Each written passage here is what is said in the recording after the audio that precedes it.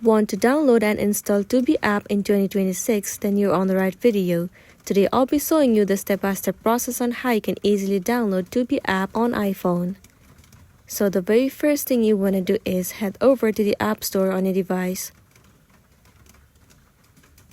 Inside the App Store, in the search bar, search for Tubi. Click on this application. Well, if you haven't installed the application before, you should see the option where it says Get. All you're going to do is tap on Get. After that, click on Install. If needed, enter your Face ID or enter the password of your Apple ID. Once done, click on Install and wait for the installation to complete.